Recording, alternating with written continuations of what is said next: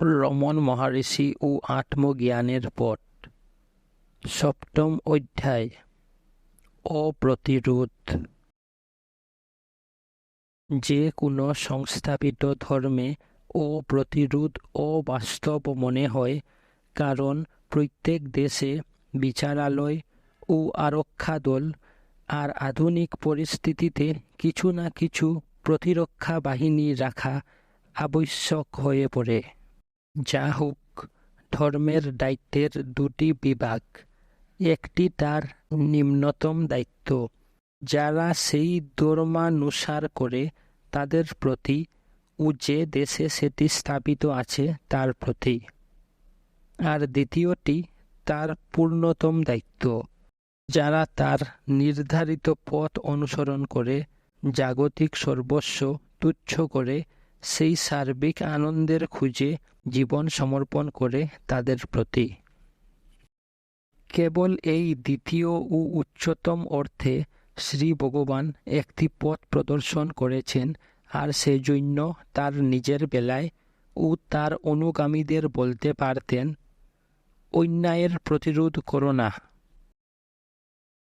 এটা সমগ্র সমাজের জন্য কোনো সামাজিক অনুশাসন নয়, পরন্তু এটা তার পথ অনুসরণকারীদের পক্ষে একটা জীবন পদ্ধতির সংকেত। এটা কেবল তাদেরই করা সম্ভব যারা ভগবত ইচ্ছায় আত্মসমর্পণ করেছে ও সাংসারিক দৃষ্টিকোণ থেকে দুর্ভাগ্য মনে হলেও যা তাদের সামনে আসে তাকে তারা উচিত ও আবশ্যক বলে স্বীকার করতে পারে। শ্রী ভগবান একবার একজন ভক্তকে বলেছিলেন, তুমি তোমার সৌভাগ্যের জন্য ঈশ্বরকে ধন্যবাদ দাও, কিন্তু যেটা দুর্ভাগ্য বলে মনে হয় তার জন্য ধন্যবাদ দাও না, আর এইখানেই তোমার ভুল হয়। একটা আপত্তি হতে পারে যে এই সরল বিশ্বাস শ্রী ভগবানের উপদিষ্ট অদ্বৈত সিদ্ধান্ত থেকে একেবারে আলাদা, কিন্তু কেবল মনের স্তরেই এরূপ বিরোধ হয়। তিনি বলতেন, ঈশ্বর, গুরু বা আত্মার নিকট সমর্পণই দরকার। পরের অধ্যায়ে দেখানো হবে যে এই তিন প্রকার সমর্পণ পদ্ধতি বস্তুত পৃথক নয়।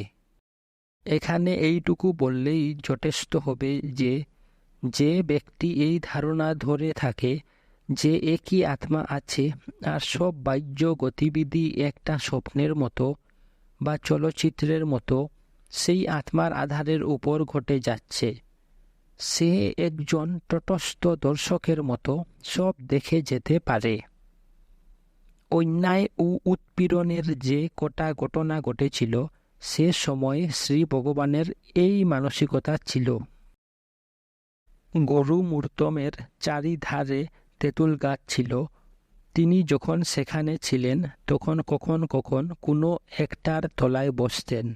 একদিন যখন সেখানে আর কেউ ছিল না, একদল চোর পাকা তেঁতুল চুরি করতে এলো। একজন তরুণ স্বামীকে একটা গাছের নিচে নীরবে বসে থাকতে দেখে বললে, কিছু অম্ল রস এনে এর চোখে দিয়ে দেখা যাক কথা বলে কি না। এটা এমন একটা জিনিস যাতে তীব্র যন্ত্রণা তো হবেই, এমনকি লোকে অন্ধও হয়ে যেতে পারে। তবু তিনি তার চোখ বা তেঁতুল সম্বন্ধে সম্পূর্ণ উদাসীন হয়ে নিশ্চল হয়ে বসে রইলেন। সেই দলের আরও একজন বললে, যাগ্গে, ওর জন্য ভেব না, ও কি করবে, এসো আমাদের কাজ করি। পাহাড়ে থাকার প্রথম দিকে মাঝে মাঝে বাধা ও বিরোধ দেখা দিত। সাধুদের বিচিত্র জগতে যেখানে কিছু ভণ্ডও আছে এবং কিছু লোক খানিকটা সাধনা করে নিম্ন বাসনা ক্ষয় না করেই কিছু যোগ শক্তি লাভ করেছে, সেখানে এমন একজন অল্প বয়সের মধ্যে ঐশ্বরিক ভাবের প্রকাশ, ভক্তদের প্রশংসা, বেশিরভাগ সাধুরা মেনে নিয়ে তার কৃপা প্রার্থী হলেও কয়েকজনের মনে স্বাভাবিকভাবেই বিদ্বেষ জাগিয়েছিল।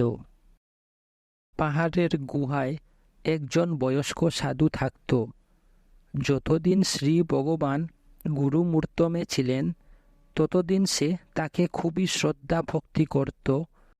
বিরূপাক্ষ গুহায় আসার পর শ্রী ভগবান মাঝে মাঝে তাকে দেখতে যেতেন ও তার কাছে নীরবে বসে থাকতেন। সে বেশ কঠোর জীবনযাপন করত। তার কিছু ভক্তও ছিল। তা সত্ত্বেও তার মনুষ্যিত কামনা বাসনার উপর আধিপত্য হয়নি। সে তরুণ স্বামীর ভক্ত সংখ্যা বেড়ে যাওয়া ও তার নিজের কমে যাওয়া সহ্য করতে পারলে না। শ্রী ভগবানকে হত্যা করা বা তাকে ভয় দেখিয়ে পাহাড় ত্যাগ করতে বাধ্য করার ইচ্ছায় সে এক সন্ধ্যাবেলা বিরূপাক্ষ গুহার উপর এক জায়গায় লুকিয়ে থেকে পাথর ও নুড়ি গড়িয়ে দিতে লাগল, যাতে সেগুলো নিচে তার গায়ে পড়ে। যদিও একটা পাথরের চূড়া তার খুব কাছে গড়িয়ে এলো, তা সত্ত্বেও শ্রী ভগবান অবিচলিতভাবে বসে রইলেন। সর্বদা অতি তীক্ষ্ণ দৃষ্টি সম্পন্ন হওয়ায় তিনি বেশ জানতেন যে ঘটনাটা কি হচ্ছে, এবং একবার চুপি চুপি তাড়াতাড়ি পাহাড়ে উঠে সেই বৃদ্ধকে হাতে নাতে ধরেও ফেললেন। তখন বৃদ্ধটি এটা একটা পরিহাস বলে হেসে উড়িয়ে দেওয়ার চেষ্টা করেছিল। তার চেষ্টা ব্যর্থ হলে সেই সাধু, যে সাধুর বেশে লোকেদের ধোঁকা দিয়ে বেড়াত, এরূপ বালানন্দ নামে একজন সুদর্শন লেখাপড়া জানা সাধু বেশি ভণ্ডের সাহায্য নিলে। সে লোকটা শ্রী ভগবানকে উপলক্ষ করে অর্থ ও খ্যাতি লাভের ফন্দি করলে। সে ঠিকই বুঝেছিল যে তরুণ স্বামী তার সাধু বৃত্তির জন্য প্রতিরোধ করবেন না, সুতরাং সে নিজেকে তার গুরু বলে প্রচার শুরু করলে। দর্শনার্থীদের বলতো, এই তরুণ স্বামী আমার শিষ্য, কিংবা হ্যাঁ, বাচ্চাকে কিছু মিষ্টি দিয়ে যাও। আর সে শ্রী ভগবানকে বলতো, এই যে বেঙ্কটরমন বাপু, মিষ্টিটা নিয়ে নাও তো। সে তার তথাকথিত শিষ্যের জন্য বাজারে গিয়ে জিনিসপত্র কেনার ভান করত। তার এত দূরদৃষ্টতা ছিল যে সে শ্রী ভগবানকে একলা পেলে স্পষ্ট বলতো, আমি বলবো যে আমি তোমার গুরু, আর এই বলে দর্শকদের কাছ থেকে টাকা পয়সা নেব। তোমার এতে কোনো ক্ষতি নেই, তুমি আপত্তি করবে না।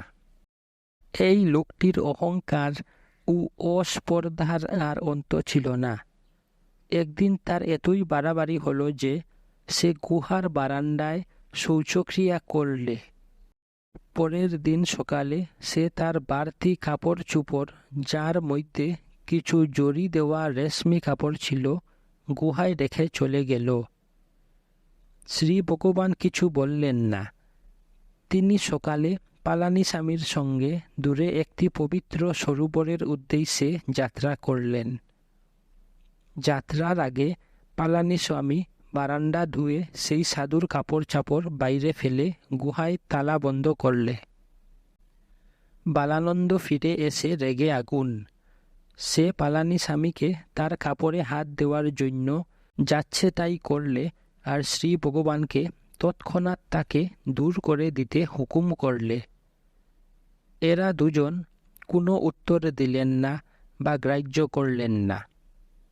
রেগে গিয়ে বালানন্দ শ্রী ভগবানের গায়ে থু থু দিলে। তা সত্ত্বেও শ্রী ভগবান নিরুদ্বেগে বসে রইলেন। তার সঙ্গে যে ভক্তরা ছিল তারাও কোনো প্রতিরোধ না করে শান্তভাবে বসে রইল। যা হোক, একজন ভক্ত নিচে একটা গুহায় থাকত, সে শুনতে পেয়ে দৌড়ে উঠে এলো আর চিৎকার করতে লাগলো, কি এত বড় অস্পর্ধা, আমাদের স্বামীর গায়ে থু থু দেওয়া! বালানন্দকে তার হাতে মার খাওয়া থেকে অতি কষ্টে বাঁচানো হলো। বালানন্দ বুঝলে যে নেহাতই বাড়াবাড়ি হয়ে গেছে, এখন তিরুভন্নমালাই ত্যাগ করাই ভালো। এ পাহাড়টা থাকার উপযুক্ত নয় বলে সে খুব দর্পের সঙ্গে চলে গেল। রেল স্টেশনে গিয়ে বিনা টিকেটে একটা দ্বিতীয় শ্রেণী কামরায় উঠল। একটি অল্প বয়সী দম্পতি সেই কামরায় ছিল। সে সেই ছেলেটিকে বক্তৃতা দিতে আরম্ভ করলে ও তাকে হুকুম করতে শুরু করলে। যখন ছেলেটি গ্রাহ্য করলে না, তখন রেগে গিয়ে বললে, কি, আমার কথা শুনছ না? এই মেয়েটির মুখে বলে গিয়ে তুমি আমায় অসম্মান করছ। ছেলেটিও রেগে গিয়ে চটি খুলে তাকে এতদিনের পাওনা উত্তম মধ্যম দিলে। কয়েক মাস বাদে বালানন্দ আবার ফিরে এলো আর উৎপাত শুরু করলে। একবার সে জোর করে শ্রী ভগবানের চোখের দিকে চেয়ে বসে থেকে তাকে নির্বিকল্প সমাধি লাভ করিয়ে দেওয়ার ভান করলে, কিন্তু কার্যত সে নিজেই ঘুমিয়ে পড়ল আর শ্রী ভগবান অন্য ভক্তদের নিয়ে উঠে চলে গেলেন। এরপর থেকে লোকেদের তার উপর এমন একটা ধারণা হলো যে সে সেখান থেকে চলে যাওয়াই মঙ্গল মনে করলে। আরও একজন সাধু নিজেকে তরুণ স্বামীর গুরু বলে খ্যাতি লাভ করতে চেষ্টা করেছিল। সে কালহস্তি থেকে ফিরে এসে বললে, আমি এতদূর থেকে কেবল তুমি কেমন উন্নতি করছো তাই দেখতে এলাম। তোমায় আমি দত্তাত্রেয় মন্ত্রে দীক্ষা দেব। শ্রী ভগবান নড়লেন না বা কিছু বললেন না, সুতরাং সে বলে চলল, ঈশ্বর আমায় স্বপ্নে দর্শন দিয়ে তোমায় এই উপদেশ দিতে বলেছেন। বেশ তো, শ্রী ভগবান পরিহাস করে বললেন, তিনি আমায় স্বপ্নে দর্শন দিয়ে উপদেশ নিতে বলুন, তাহলে আমিও নেব। ভণ্ড স্বামী বললে, না, উপদেশটা খুব ছোট, কেবল কটা অক্ষর, তুমি এখনই শুরু করতে পারো। শ্রী ভগবান উত্তর দিলেন, তোমার উপদেশে আমার কি লাভ হবে যদি দীক্ষা না নিই, জপ না করি? উপযুক্ত শিষ্য খুঁজো, আমার দ্বারা হবে না। কিছুদিন বাদে যখন একদিন সেই সাধু ধ্যানে বসেছে, তখন তার শ্রী ভগবানকে দর্শন হলো, আর তিনি যেন তাকে বললেন, ঠকে যেও না। নিশ্চয়ই শ্রী ভগবানের কোনো সিদ্ধাই আছে যা তিনি তার উপর প্রয়োগ করেছেন ভেবে ভয় পেয়ে সে তাড়াতাড়ি বিরূপাক্ষ গুহায় দৌড়ে এলো আর সেই প্রয়োগ থেকে উদ্ধার পাওয়ার জন্য প্রার্থনা করলে। শ্রী ভগবান তাকে আশ্বাস দিয়ে বললেন যে তিনি কোনো শক্তি প্রয়োগ করেননি, আর সেও দেখলে যে তার মধ্যে কোনো ক্রোধ বা বিরক্তি নেই। এই রকম উৎপাত একবার একদল মৈতব সাধু করেছিল। একদিন বিরূপাক্ষ গুহায় এসে তারা খুব গম্ভীর চালে বললে, আমরা পুডিকই পাহাড় থেকে আসছি। সেখানে প্রাচীন অগস্ত্য ঋষি সহস্র বর্ষ ধরে এখনও তপস্যা করছেন। তিনি আমাদের আদেশ করেছেন যে তোমায় প্রথমে শ্রী রঙ্গমের সিদ্ধাসঙ্গে নিয়ে যেতে হবে, তারপর পুডিকই পাহাড়ে নিয়ে যেতে হবে। যে ধাতু তোমার সিদ্ধির বাধা হচ্ছে তাকে তোমার শরীর থেকে নিষ্কাশন করে দীক্ষা দেওয়া হবে। শ্রী ভগবান যথারীতি এসব ক্ষেত্রে অভ্যাস মতো কোনো উত্তর দিলেন না, কিন্তু এবার তার এক ভক্ত পেরুমল স্বামী ধূর্তদের উপর দিয়ে গেল। সে বললে, আমরা আগেই তোমাদের আসবার খবর পেয়েছি, আর আমাদের উপর আদেশ হয়েছে যে তোমাদের শরীরগুলো করাতে চাপিয়ে তার তলায় বেশ করে আগুন জ্বালিয়ে দিতে হবে। আর অন্য ভক্তদের হেঁকে বললে, যাও গর্তটা করো, এগুলোর জন্য আগুন জ্বালাতে হবে। অগান্তকেরা সরে পড়ল। 1924 সালে যখন শ্রী ভগবান পাহাড়ের তলায় বর্তমান আশ্রমে বাস করতে শুরু করেছেন, তখন একদল চোর মায়ের সমাধি চালায় সিন্ধ দিয়ে কিছু জিনিস নিয়ে চলে গেল। কয়েক সপ্তাহ বাদে আবার 3টি চোর এসে আশ্রমে চুরি করল। 26শে জুন প্রায় রাত 11:30। অন্ধকার রাত্রি। শ্রী ভগবান তখন বিশ্রামের জন্য মায়ের সমাধির সামনের ঘরে বেদিতে শুয়ে পড়েছেন। জানালার কাছে মেঝেতে 4 জন ভক্ত ঘুমাচ্ছে। তাদের মধ্যে 2 জন সেবক কুঞ্জ স্বামী ও মস্তান বাইরে কাউকে বলতে শুনলে 6 জন লোক ভিতরে শুয়ে রয়েছে। কুঞ্জ চেঁচিয়ে উঠলে, কে ওখানে? চোররা জানালার গরাত ভেঙে উত্তর দিলে, খুব সম্ভব তারা ভিতরের লোকেদের ভয় দেখাতে চেয়েছিল। কুঞ্জ ও মস্তান উঠে পড়ল আর শ্রী ভগবান যেখানে ছিলেন সেই বেদির কাছে গেল।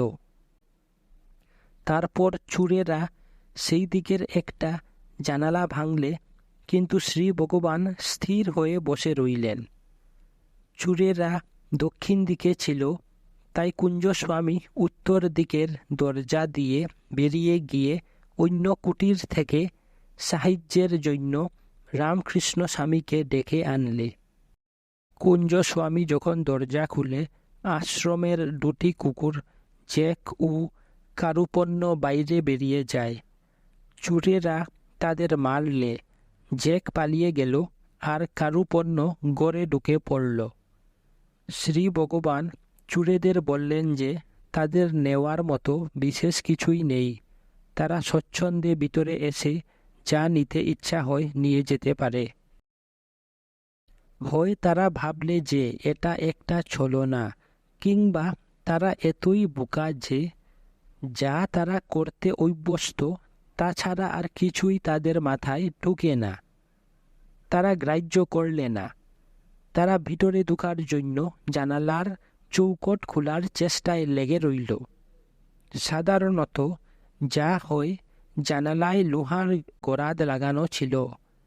রামকৃষ্ণ স্বামী তাদের অনর্থক ক্ষতি করতে দেখে রেগে গিয়ে শ্রী ভগবানের কাছে তাদের বাধা দেওয়ার অনুমতি চাইলে, কিন্তু শ্রী ভগবান নিষেধ করে বললেন, ওদের ধর্ম ওদের, আমাদের ধর্ম আমাদের।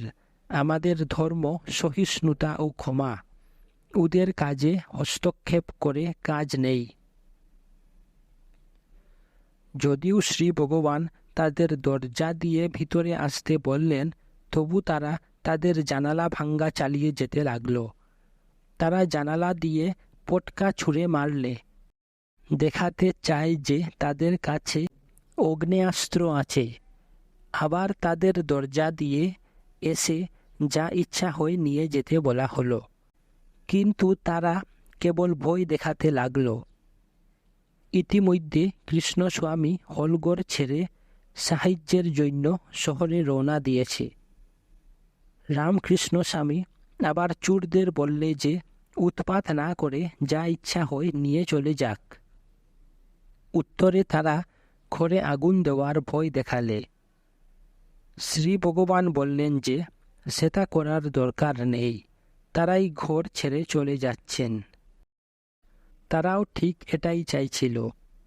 বোধ হয় ভয় পাচ্ছিল যে তাদের কাজ হতে না হতে যদি অন্য কেউ এসে পড়ে। পাশে ফেলে রেখে গেলে কারুপন্য আরও মার খায়, তাই শ্রী ভগবান রামকৃষ্ণ স্বামীকে প্রথমে তাকে অন্য কুটিরে নিয়ে যেতে বললেন। তারপর তিনি ও অন্য 3 জন, মস্তান, তাঙ্গাভেলু পিল্লাই আর আশ্রমের পূজারী মুনিস্বামী নামে একটি ছোট ছেলে উত্তর দিকের দরজা দিয়ে বেরিয়ে এলেন। চোরেরা লাঠি নিয়ে দরজায় দাঁড়িয়ে রইল, হয় তাদের জখম করার জন্য, কিংবা যাতে ভয় পেয়ে প্রতিরোধ না করে সেজন্য প্রত্যেককে বেরিয়ে যাওয়ার সময় তারা মারলে। শ্রী ভগবান বা পায়ে চোট পেয়ে বললেন, যদি সন্তুষ্ট না হয়ে থাকো অন্যটাতেও মারতে পারো। যা হোক, আর মারধর হওয়ার আগে রামকৃষ্ণ স্বামী ফিরে এলো। শ্রী ভগবান ও ভক্তেরা হল ঘরের উত্তর দিকে একটি পর্ণশালায় বসেছিলেন। চোরেরা চিৎকার করে সাবধান করলে, ওখান থেকে নড়লে মাথা ফাটিয়ে দেব। শ্রী ভগবান বললেন, সব ঘরটা তোমাদের হাতে, যা ইচ্ছা হয় করো। একজন চোর এসে হারিকেন লণ্ঠনটা চাইলে। রামকৃষ্ণ স্বামী শ্রী ভগবানের অনুমতি নিয়ে আলোটা দিয়ে দিলে। আবার একজন এসে আলমারির চাবি চাইলে, কিন্তু কুঞ্জ স্বামী সেটা নিয়ে চলে গিয়েছিল, তাকে তাই বলা হলো। তারা আলমারি ভাঙলে, আর সেখানে দেব মূর্তি সাজাবার জন্য কিছু পাতলা রূপার পাত রাখা ছিল, কয়েকটা আম ও সামান্য চাল, মোটামুট 10 টাকার মতো জিনিস পেল। তাঙ্গাভেলু পিল্লাইয়ের 6 টাকাও তারা নিয়ে গেল। এই সামান্য জিনিস পেয়ে একজন লাঠি ঘুরাতে ঘুরাতে ফিরে এসে জিজ্ঞাসা করলে, টাকা পয়সা কোথায়, কোথায় রাখা হয়?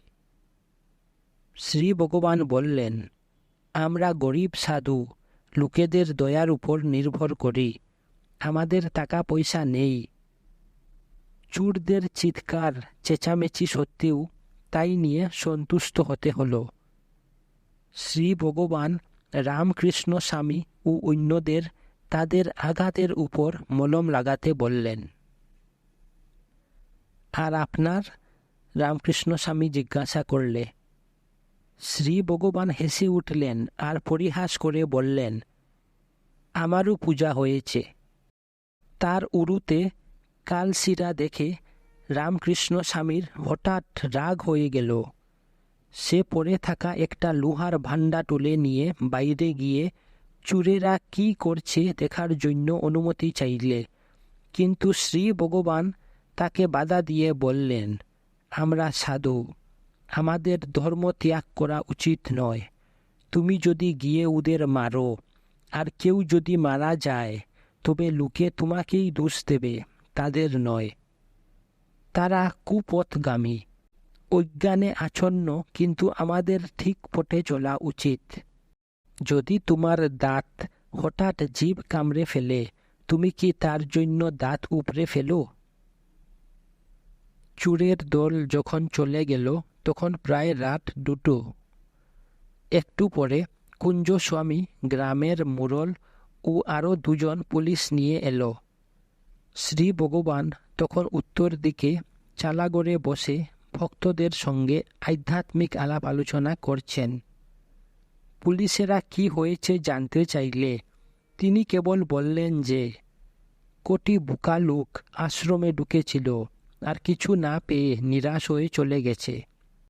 তারা সেইটুকু লিখে মোডেলের সঙ্গে বিদায় নিলে। মুনির স্বামী তাদের পিছনে দৌড়ে গিয়ে বললে যে, চোররা স্বামী ও অন্যদের মারধার করেছে। পরের দিন সকালে সার্কেল ইন্সপেক্টর, সাব ইন্সপেক্টর ও একজন হেড কনস্টেবল সরে জমিনে তদন্ত করতে এলো। পরে ডেপুটি সুপারিনটেনডেন্টও এলো। জিজ্ঞাসা না করা পর্যন্ত শ্রী ভগবান কাউকে তার চোট লাগা বা চুরির কথা বললেন না। কয়েকদিন বাদে কিছু চুরাই মাল পাওয়া গেল, চোর ধরা পড়ল ও তাদের সাজাও হলো।